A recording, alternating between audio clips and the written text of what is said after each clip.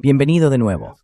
Hoy nos acompaña otra vez Pepe Escobar, un autor y periodista muy prolífico, para hablar del memorando de entendimiento que, según está previsto, se firmará el viernes entre Estados Unidos e Irán. Muchas gracias por estar con nosotros. Siempre es un placer estar contigo. Bueno, gracias de nuevo. Y bueno, hay mucho que comentar aquí, porque para empezar, un buen punto de partida sería toda la falta de transparencia en torno a este memorando de entendimiento.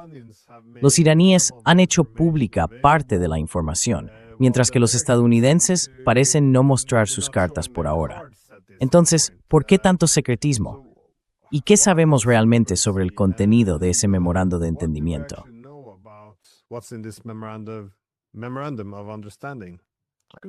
Bueno,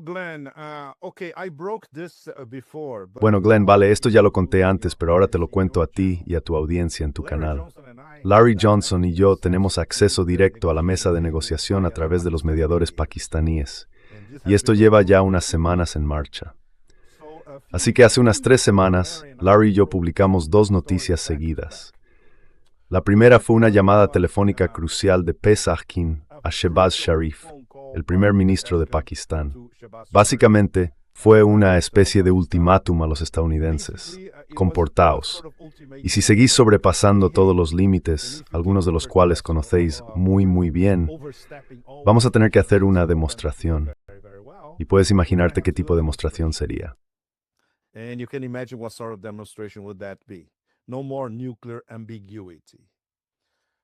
Se acabó la ambigüedad nuclear.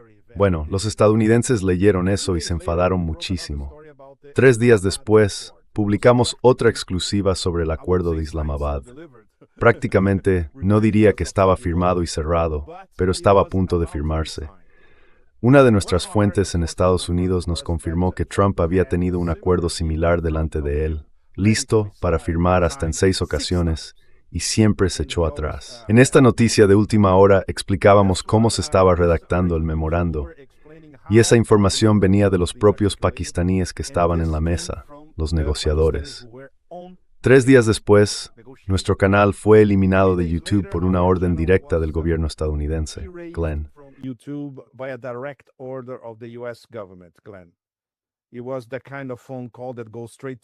Fue una de esas llamadas que van directas a Google.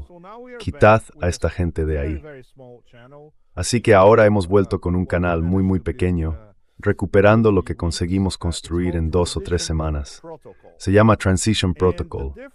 Y la diferencia con los millones de otros canales en YouTube es que nosotros tenemos la información directamente de personas que realmente manejan esa información o que conectan los puntos con ella. No se trata solo de los mediadores pakistaníes entre Irán y Estados Unidos, sino que esto puede confirmarse con fuentes en Estados Unidos y también con fuentes en Irán, en Rusia y eventualmente en China, o al menos en China, con personas que tienen acceso a información privilegiada. Así que lo que supimos este fin de semana fue esencial.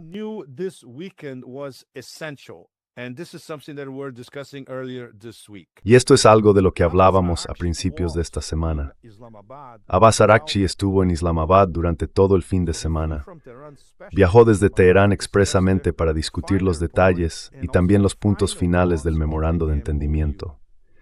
Luego ocurrió el ataque israelí en Dahiyeh, el barrio chií al sur de Beirut. Así que los iraníes, a través de los pakistaníes, y de hecho estaban juntos en Islamabad hablando de esto, Araghchi les dijo a los pakistaníes: mirad, enviad una advertencia a los estadounidenses ahora mismo. Si Israel no deja de hacer lo que está haciendo en Dahiyeh y en el resto del Líbano, tenemos el dedo en el gatillo, literalmente ya, contra Israel. La respuesta de la Casa Blanca esta vez fue prácticamente inmediata. De acuerdo, hasta aquí hemos llegado y vamos a firmar el memorando. Y obviamente, las personas que estaban allí hablando no estaban hablando directamente con Trump.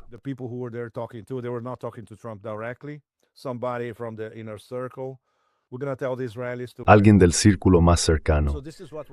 Vamos a decirles a los israelíes que se echen atrás. Eso fue lo que estaba pasando el domingo por la noche. Por eso hubo ese anuncio el día del cumpleaños de Trump, el 14 de junio, el mismo día de esa serie absolutamente espantosa de combates enjaulados en el jardín de la Casa Blanca, que los trumpistas consideran una especie de exhibición cultural, ¿verdad? Por eso tuvimos el anuncio de Estados Unidos el 14 de junio sobre el memorando de entendimiento. Y claro, justo después, te puedes imaginar, y lo viste tú mismo, y tu audiencia también lo vio, el fuego cruzado por todo Washington, la desesperación de la Internacional Sionista, de la Internacional Neocon, del complejo militar industrial, de todos, por el memorando. Pero por supuesto, sin ningún detalle.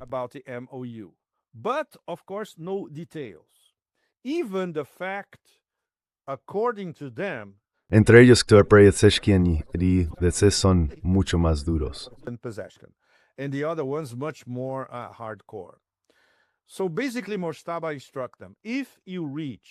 Básicamente, Mostafa les dijo, si entre los 13 alcanzáis una mayoría sólida, digamos 9, 10, 11 o así, estáis autorizados a firmar el memorando de entendimiento.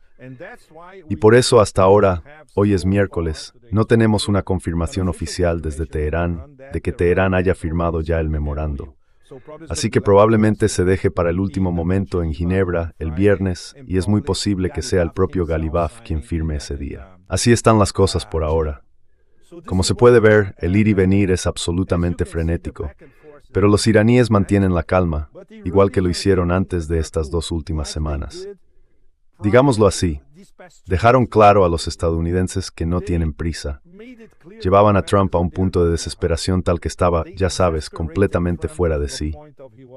Y cuando vieron que había una posibilidad real de firmar, que estaban listos para hacerlo, eso fue el domingo. Private incidente israelita.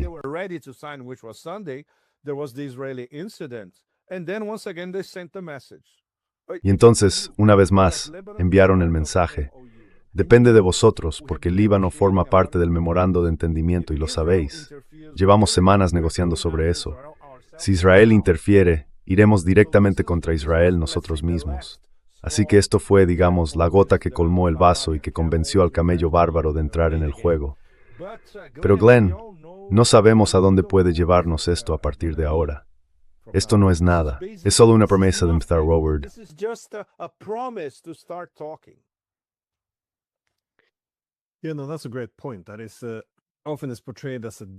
Es un buen punto.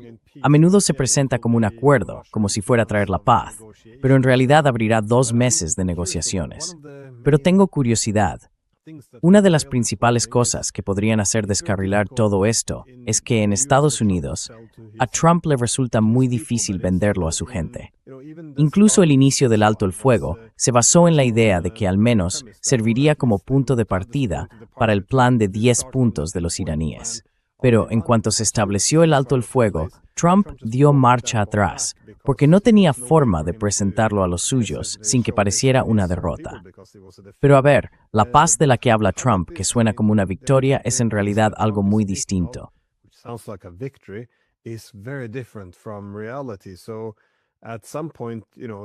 En algún momento, el texto real de ese memorando de entendimiento tendrá que hacerse público.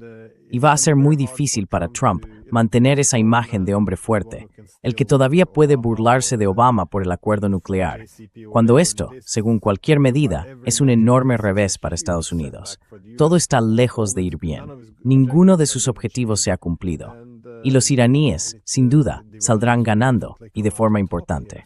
Así que, ¿cómo puede Trump ir ahora a sus halcones, a toda su gente, y decirles básicamente que la guerra ha sido un fracaso monumental? Hemos agotado nuestras reservas. Estamos en una posición mucho más débil que antes, y los iraníes van a salir considerablemente reforzados. Quiero decir, él ha estado describiendo esta guerra como un gran éxito desde el primer día.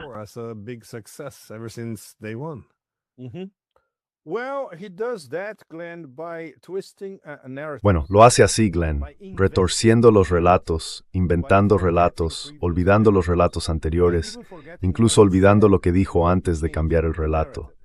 Ese es su modus operandi. Así que hay 3 fases para que él declare esto una victoria, y justo ahí es donde estamos ahora. Básicamente está diciendo que el petróleo volverá a fluir por el estrecho de Hormuz este viernes, que era exactamente la situación 3 meses antes de que empezara la guerra, el 28 de febrero. Así que lo está vendiendo como una victoria. Ahora ya no tenemos problemas con el petróleo, los mercados del crudo están tranquilos, los mercados de bonos también, gracias a mí. Y eso mismo lo volvió a decir ayer en Evian, no muy lejos de donde estoy.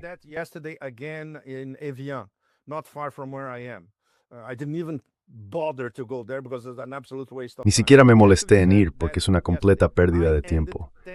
De hecho, ayer dijo, ayer terminé con 10 guerras. No es una broma, Glenn. Lo dijo de verdad delante de todo el mundo, incluso de los invitados. Es absolutamente fascinante que haya 4 países del grupo BRICS en el G7 como invitados. India, Brasil, Egipto y los Emiratos Árabes Unidos. Así que el G7 está desesperado. Necesitan invitar a los BRICS a su cumbre para intentar ser un poco menos irrelevantes de lo que ya son. En fin, también dijo, yo soy el jefe. Y no era ironía. Entró en la sala, todos estaban allí mirándole y dijo, yo soy el jefe. Y se rieron así, con nerviosismo, porque saben que él es el jefe.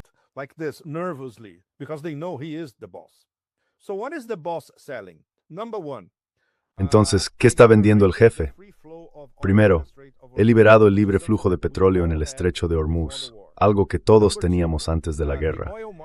Segundo, los mercados del petróleo están volviendo a la normalidad. Los mercados de bonos también están volviendo a la normalidad. Así que, misión cumplida, incluso sin subirse a la cubierta de un portaaviones como hizo Dobio. Y tercero, está ganando tiempo. Esa es la parte más importante, está ganando tiempo. Nadie sabe muy bien para qué exactamente. Básicamente para rearmar a Estados Unidos, porque la guerra puede reanudarse en cualquier momento después de las elecciones de mitad de mandato. No habrá una reanudación de la guerra antes de esas elecciones. Lo que quiere en el fondo es limitar los daños a su capital político de cara a las elecciones de mitad de mandato.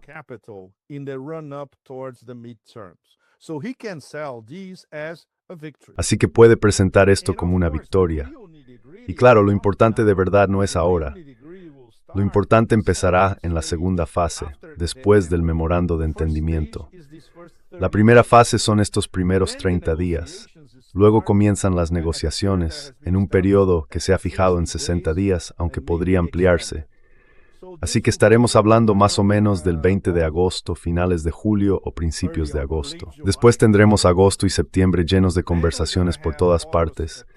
Y va a ser muy conflictivo, por supuesto. Pero él siempre podrá venderlo así. Mirad, nosotros queremos la paz e Irán no quiere la paz, no quieren firmar nada y todo eso.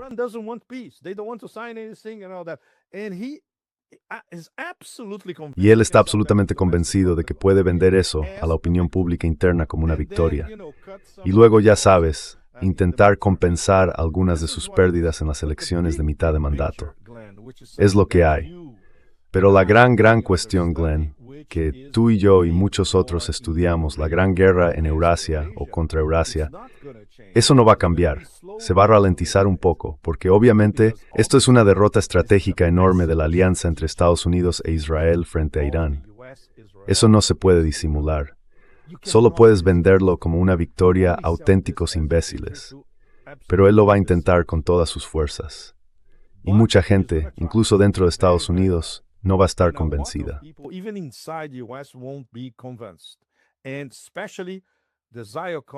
Y sobre todo los neoconservadores y el complejo militar industrial ya están, como sabes, completamente furiosos con esto. Pero ganar tiempo durante los próximos 2, 3 o 4 meses le viene muy bien. Los iraníes no se hacen ilusiones al respecto. Y todos, desde Galibaf hasta los mandos de la Guardia Revolucionaria, están diciendo, estamos atentos a cada movimiento. Y si intentan algo, tenemos el dedo en el gatillo.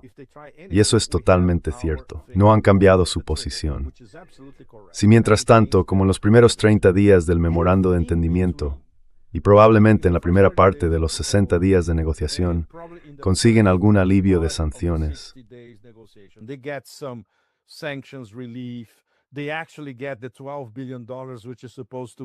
Los pakistaníes actuaron como intermediarios entre Abu Dhabi y Teherán. Si consiguen esto, y por supuesto el fin del bloqueo estadounidense en el estrecho de Hormuz, y siguen vendiendo sobre todo a sus clientes asiáticos, Para Irán a corto plazo es excelente, mucho mejor de lo que era hasta ahora, pero no tienen ninguna ilusión a largo plazo, ni sobre las negociaciones.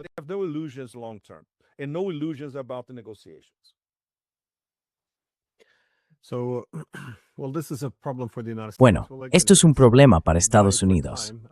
Si lo que buscan es ganar tiempo, una pausa estratégica para prepararse de nuevo para la guerra, el problema es que, incluso después de esa pausa, pueden rearmarse y reorganizarse. Aún así, no tienen un plan de guerra viable para derrotar a los iraníes. Ya antes no fueron capaces de hacerlo. Pero me parece interesante que los iraníes hayan exigido esta participación. Es decir, si pueden reanudar la guerra más adelante, al menos tienen que aportar ese dinero ahora, al principio, para comprarse, por así decirlo, 2 meses. Pero incluso este memorando de entendimiento, estos 2 meses de paz, que podrían alargarse indefinidamente, ¿cómo responderían los israelíes a eso?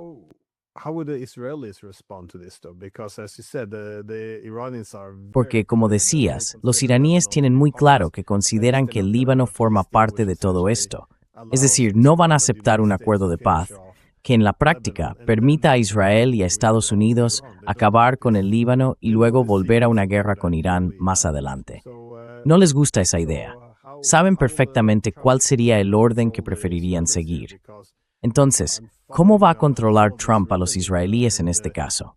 Porque estoy siguiendo algunos medios israelíes, y ni el liderazgo político ni la prensa parecen muy contentos con la idea de tener que retirarse del Líbano. Algunos incluso sugieren que, bueno, quizá bombardeen menos Beirut, pero que en ningún caso se marcharán del Líbano. Pero ¿cómo se supone que va a funcionar eso exactamente?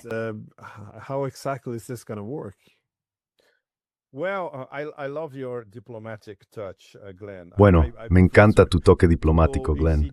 Yo prefiero algo más del estilo de AC/DC, Highway to Hell, ya sabes, algo realmente cañero. En fin, si miras el mensaje que los iraníes enviaron a los estadounidenses el domingo, ahí está claro cómo van a reaccionar. Básicamente, les están diciendo a los americanos, mirad, Líbano, Hezbolá, todo forma parte del memorando de entendimiento. Vosotros lo sabéis y nosotros también. Si Israel lo rompe, y si no ayudáis a Israel, que no deberíais hacerlo, porque están rompiendo algo sobre lo que ya había un acuerdo, es decir, que Líbano es una parte integral del memorando, entonces nosotros nos ocuparemos de ellos directamente. Así que la respuesta ya está implícita en esa actitud. Los iraníes lo saben, y los mediadores también. Lo oímos de los pakistaníes en la mesa.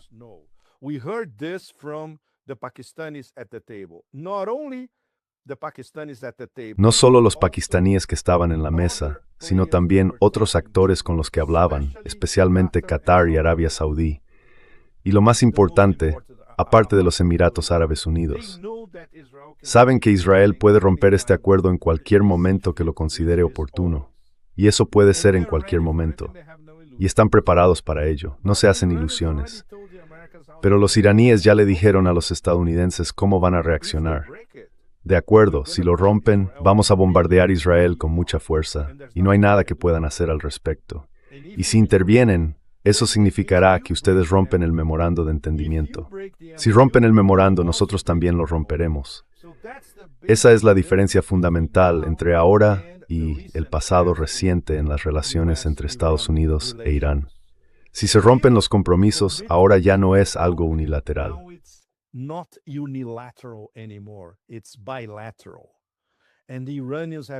Es bilateral.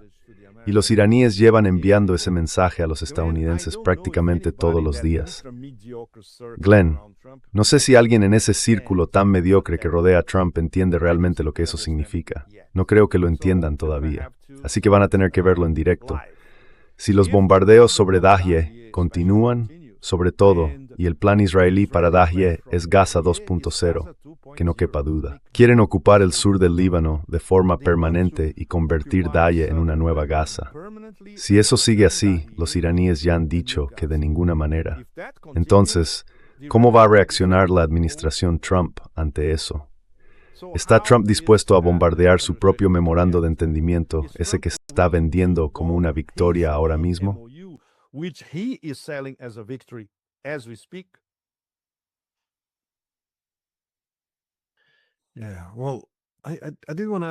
Sí, bueno, quiero preguntar por otro aspecto de toda esta guerra, que es el papel de Pakistán.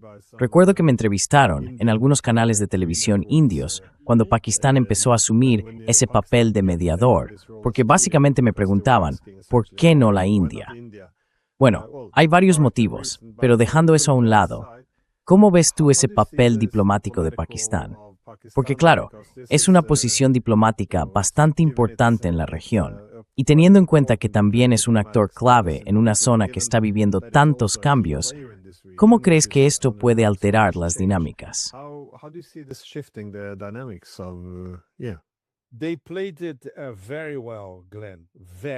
Lo hicieron muy bien, Glenn, muy bien. De hecho, ninguno de nosotros esperaba que lo consiguieran. Y por supuesto, muchos de nosotros, los analistas independientes, tenemos serias reservas respecto al gobierno actual de Pakistán. Eso es otra historia. Pero si miras la Realpolitik y los hechos sobre el terreno y los hechos que lograron establecer como mediadores, es realmente impresionante. Hemos oído que todo el alto nivel del gobierno pakistaní está implicado en la mediación, literalmente todos los que importan. Así que no es solo el primer ministro, el general Asim Munir y el ministro de Exteriores Dar, sino todos. ¿Por qué lograron hacerlo? Por varias razones. Muy buenas relaciones con Irán.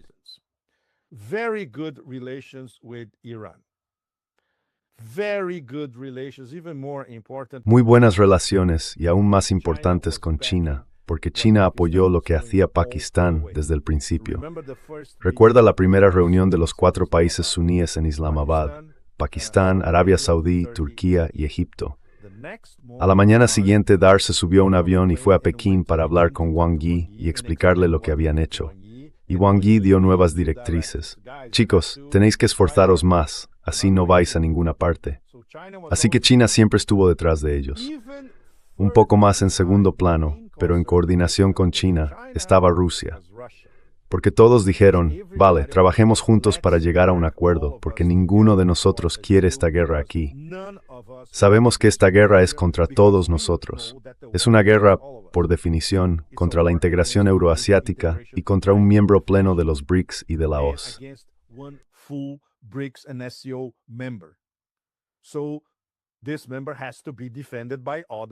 Así que este miembro tiene que ser defendido por los demás países del BRICS y de la OCE. Es más que evidente. ¿Por qué no la India? Esa es la pregunta clave, la que los entrevistadores nunca podrían formular, porque saben la respuesta. 2 días antes del ataque de decapitación del 28 de febrero contra el Ayatollah Jamenei y el liderazgo, Modi y Netanyahu se estaban intercambiando besos. Una relación irrompible. Madre, padre y toda esa basura. Así que eso no pinta bien. Desde el principio, la India estuvo alineada con Israel. Por eso nunca podrían ser mediadores entre Irán y, aunque necesiten a Irán para su versión de las nuevas rutas de la seda. El Corredor Internacional de Transporte Norte-Sur, una vez más, 3 miembros del BRICS: Rusia, Irán e India.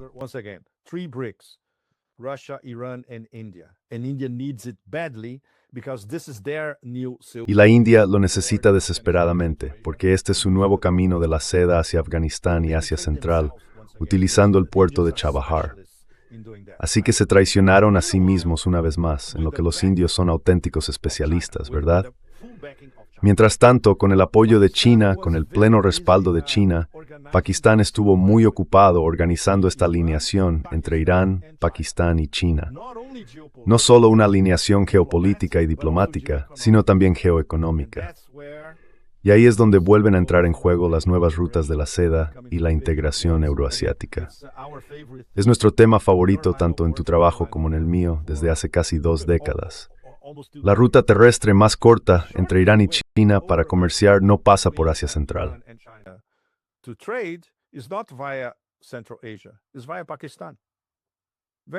Es a través de Pakistán. Muy sencillo.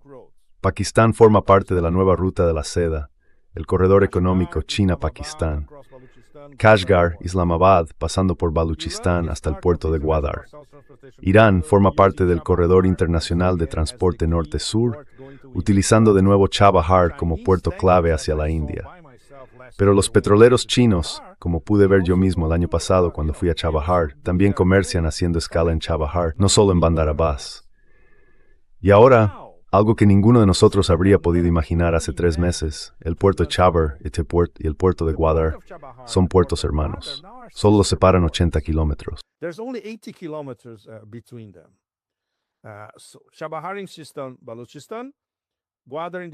Chabahar en Baluchistán, Gwadar en el Mar Arábigo, en Pakistán, también en Baluchistán. Cuando empezó el bloqueo estadounidense, Irán empezó a usar Gwadar como un puerto iraní, puerto hermano de Chabahar. Y tarde o temprano, según cómo evolucionen las cosas, los chinos ya están mirando hacia Chabahar y diciendo, quizá podamos conseguir otro puerto iraní para nosotros. Y entonces los indios volverán a quedarse al margen, porque una vez más no apostaron por el caballo ganador. Así que, cuando los pakistaníes anunciaron hace unas semanas que 6 pasos fronterizos entre Irán y Pakistán quedaban abiertos al comercio las 24 horas del día, los 7 días de la semana, eso también fue una sugerencia china. This was also a Chinese suggestion. Look, you have all these border trades with Iran. Mira, todo ese comercio fronterizo con Irán sigue ahí. Están siendo más o menos asfixiados por el bloqueo marítimo. Así que les dan pasos terrestres. Eso fue exactamente lo que ocurrió. Y además, claro, está el ferrocarril tan importante que va desde Xinjiang, atraviesa Asia Central y cruza de Turkmenistán a Irán, que por cierto fue construido y financiado por los chinos, otro corredor de las nuevas rutas de la seda. Todo está interconectado, y todo eso explica por qué Pakistán, entre Irán y China, tenía que actuar como mediador desde el lado iraní, además de las muy buenas relaciones entre Pakistán y el Consejo de Cooperación del Golfo, especialmente con Qatar y, en el caso de Arabia Saudí.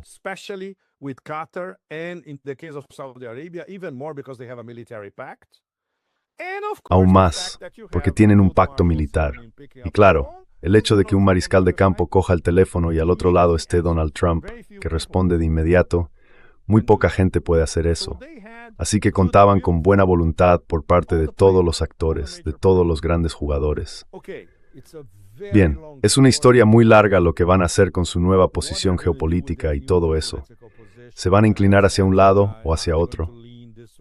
Eso es otra historia. En cuanto a facilitar un cierto nivel de diálogo entre Washington y Teherán, consiguieron hacerlo. Y eso es un logro extraordinario. Pero no lo olvidemos, pudieron hacerlo porque tenían a China detrás, supervisándolo todo.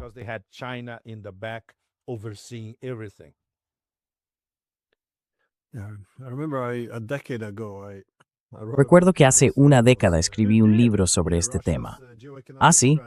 Sí, la estrategia geoeconómica de Rusia para una gran Eurasia.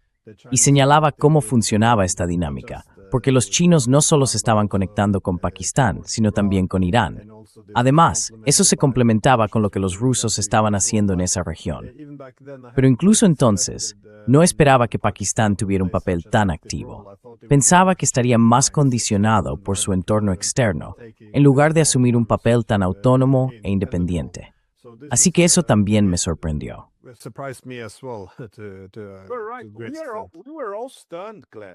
Nos quedamos todos atónitos, Glenn. De verdad, absolutamente atónitos. Así que bueno, hay que reconocerles el mérito. Y claro, ellos tienen sus propios motivos. Quieren, digamos, pacificar Baluchistán, que es una zona muy complicada, con el movimiento de liberación de Baluchistán, los separatistas y todo eso, en la frontera con Irán. Quieren más, quieren energía de Irán, algo muy, muy importante. Y esto nos lleva a una historia que muchos seguimos ayer. Hace al menos 15 años, el gasoducto Irán-Pakistán, que los estadounidenses nunca permitieron que siguiera adelante.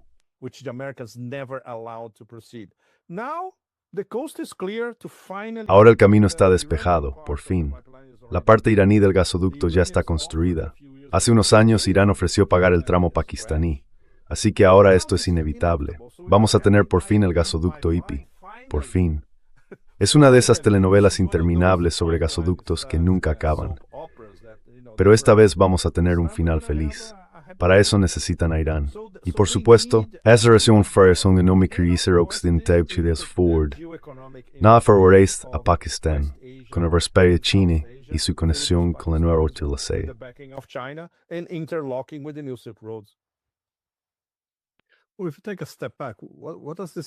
Bueno, si lo miramos con un poco de perspectiva, ¿qué significa esto para cómo Estados Unidos tiene que adaptarse a esta situación? Quiero decir, no les va a gustar. Probablemente van a resistirse con uñas y dientes, claro. Pero llega un momento en que ignorar la realidad sale muy caro. Y ahora mismo estamos viendo cómo Estados Unidos está reduciendo sus fuerzas en Europa y también, diría que en menor medida, en Oriente Medio. En parte, claro, porque algunas de sus bases en los estados del Golfo han sido bombardeadas. Pero también en algunos de los frentes que estaban reforzando contra Irán, parece que están retirándose ahora. Y eso da cierto motivo para el optimismo, al menos si los informes son correctos.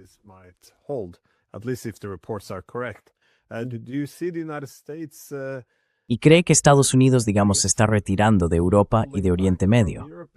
Yo supondría que en un escenario más amplio, en mi escenario ideal para Estados Unidos, ideal entendido como la forma en que debería adaptarse de manera óptima a la nueva distribución internacional del poder, no puede estar en todas partes.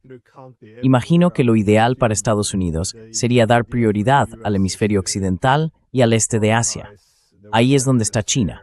Y cuando digo óptimo, no lo digo en un sentido normativo, sino en el sentido de la distribución internacional del poder, es decir, dónde quiere concentrar su fuerza. En otras palabras, tendría que reducir su presencia en Oriente Medio y en Europa. Al principio no parecía que quisiera hacerlo, pero ahora da la impresión de que se ve obligado a ello. ¿O usted interpreta la situación de otra manera?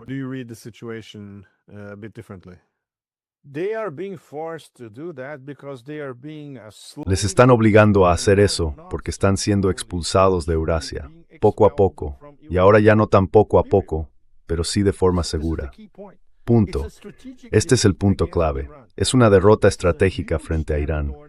Así que es un paso enorme hacia la expulsión de Estados Unidos de Eurasia. Y no es de extrañar que la estrategia de seguridad nacional dé prioridad al hemisferio occidental. Por eso podemos esperar muchos problemas para América Latina a partir de ahora. Eso no tiene vuelta de hoja. Empezando por las elecciones en Brasil a finales de este año que van a estar muy interferidas, sin ninguna duda. ¿Viste que Trump ni siquiera le dio la mano a Lula en el G7? La situación está muy, muy tensa.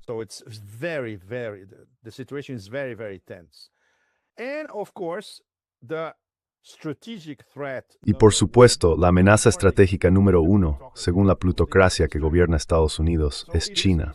Así que hablamos de Asia Oriental, exactamente. Es Taiwán y el mar de la China Meridional, sin duda, todo eso. Así que obviamente en comparación con esos dos frentes, Asia Occidental no es tan esencial. Pero, ¿cómo van a digerir esta enorme derrota estratégica y geopolítica? Eso es otra historia. Esto va a enfurecer a los de arriba, a las élites en la sombra, a los plutócratas, a todos ellos, por supuesto. Y habrá venganza, habrá sangre. Es una nación vengativa. La lógica de la venganza siempre predomina. Así que quizás se retiren un tiempo, se reorganicen, pero volverán a ir contra Irán. No hay ninguna duda de eso. Tal vez no este año, pero empezando el próximo.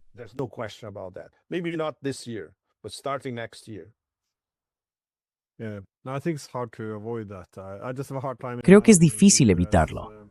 Me cuesta imaginar que Estados Unidos simplemente dé por terminado el asunto. Recuerdo a todos los tertulianos en las cadenas de televisión estadounidenses, todos con el mismo eslogan cuando las cosas empezaron a ir mal en la guerra contra Irán.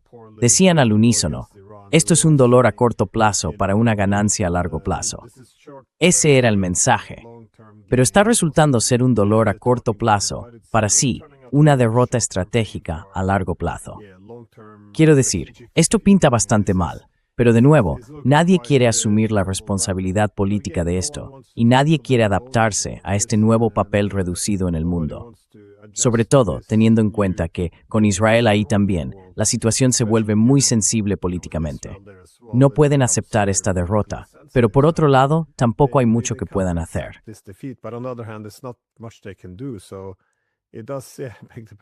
Así que eso plantea la pregunta de qué van a hacer. Pero mientras tanto, imaginemos que esperan un año entero antes de reiniciar esta guerra. El mundo se verá muy distinto dentro de un año. Es decir, ni siquiera hace falta esperar tanto, incluso para 2027. Y eso me lleva a mi última pregunta, que tiene que ver con los estados del Golfo. ¿Cómo van a quedar después de todo esto? Porque si los estadounidenses les dicen que se queden de brazos cruzados, quizá intenten repetir todo esto dentro de un año. Tendrán que adaptarse a la realidad si quieren sobrevivir. No tienen por qué querer a Irán, pueden odiarlo con toda el alma. Pero en algún momento hay que apostar por el caballo ganador. Hay que asumir la realidad de que Irán está administrando ahora el estrecho de Hormuz y que Estados Unidos probablemente no podrá derrotarlos. Exactamente.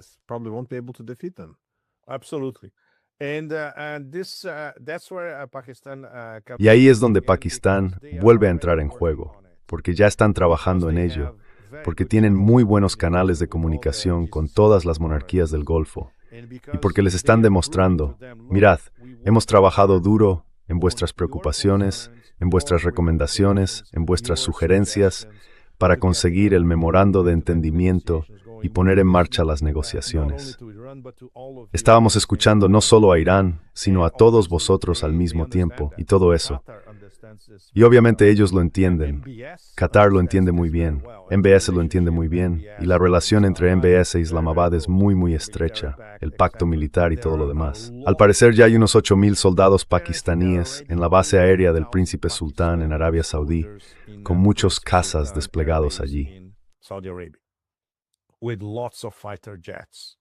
So, Pakistan is working to convince. Así que Pakistán está intentando convencer, sobre todo a los saudíes, pero también a otros países del Golfo, de que va a haber un nuevo paraguas protector aquí, y les ofrecen sus servicios para hacer ese paraguas. Y además van a tener a un invitado muy especial apoyando todo lo que hacen desde el fondo, China. ¿Te imaginas al Consejo de Cooperación del Golfo diciendo que no a ese acuerdo? No va a pasar. Y obviamente, ellos mismos vieron y comprobaron que su alianza del petrodólar con Estados Unidos no vale nada. Cuando llegó el momento de la verdad, Estados Unidos estaba defendiendo su portaaviones en Asia Occidental, no a las petromonarquías del Golfo. Así que aprendieron la lección. O al menos suponemos que la aprendieron. Unos más que otros, claro. Some more than others, of course. The UAE is still. Los Emiratos Árabes Unidos siguen. Los negociadores pakistaníes, Larry y yo hablamos con ellos hace como un mes y nos dijeron algo que se me quedó grabado. Dijeron, mira, espera un poco, espera unos 3 meses. Los Emiratos verán hacia dónde sopla el viento y también querrán llegar a un entendimiento con Irán. Así que lo tuve siempre presente, porque en cierto modo ya está ocurriendo. Ya no son tan hostiles hacia Irán como lo eran hace un mes. Y claro, van a tener que convivir con Irán como la potencia número 1 en esa parte de Asia Occidental. No pueden escapar de eso. De lo contrario, es muy sencillo.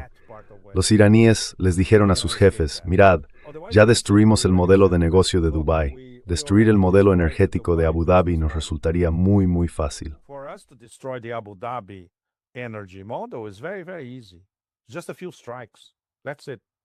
Solo unos pocos ataques, eso es todo. Podemos hacerlo cuando queramos. Así que, otra vez en la mesa de negociación, ahora entre el Consejo de Cooperación del Golfo e Irán, con Pakistán en medio, ya sabes, como intermediario. Perfecto. Y una vez más, volviendo a lo que decías, a tus preocupaciones, ¿admitirá Estados Unidos que estas son las nuevas reglas del juego en la región? Nunca lo admitirán. ¿Pero qué pueden hacer? ¿Pueden volver a seducir a las petromonarquías del Golfo? No, no pueden. ¿Pueden sobornarlas? No, tampoco. ¿Pueden prometer que van a enfrentarse a Irán? No pueden. ¿Pueden prometer que les darán tanta relevancia como le dan a Israel? No, no pueden.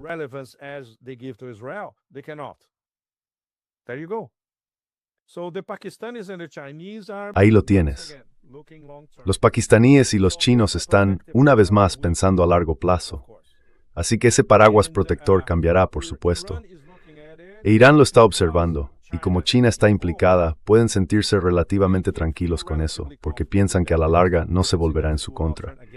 El papel de China detrás de todo esto es absolutamente esencial.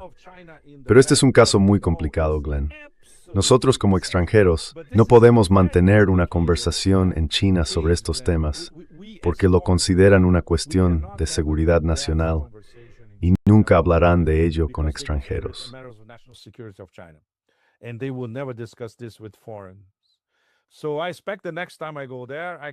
Así que espero que la próxima vez que vaya allí pueda hablar con algunos de mis, digamos, antiguos contactos militares, por así decirlo, y que tengan alguna información interesante, porque todavía conocen a gente dentro del aparato del gobierno, ¿verdad?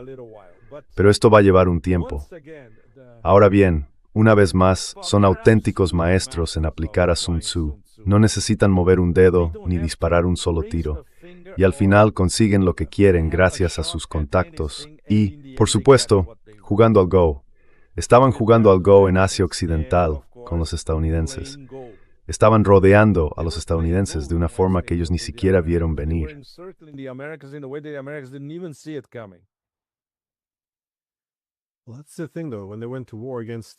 Bueno, ese es el asunto. Cuando fueron a la guerra contra Irán, los estadounidenses esperaban una victoria rápida.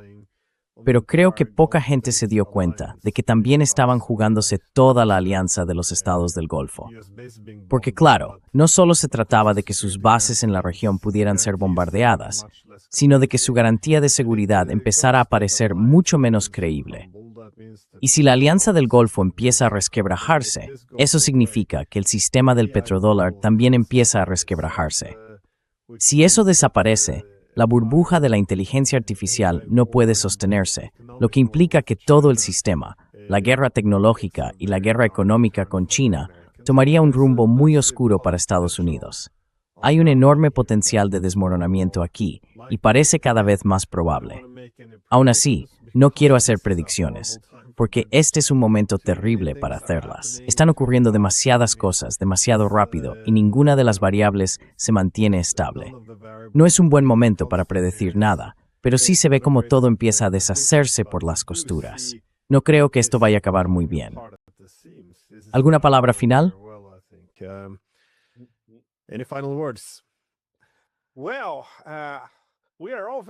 Bueno, todos tenemos mucha curiosidad por ver si va a haber negociaciones reales y sólidas, incluso en esta primera fase de 30 días del memorando de entendimiento. Así que eso es donde estamos ahora mismo. Creo que después de unos días, todos tendremos una idea clara de si los estadounidenses van en serio con discutir los 14 puntos o si esto es solo una maniobra burda para ganar tiempo. Creo que en cuanto a predicciones, Glenn, hasta aquí podemos llegar por ahora.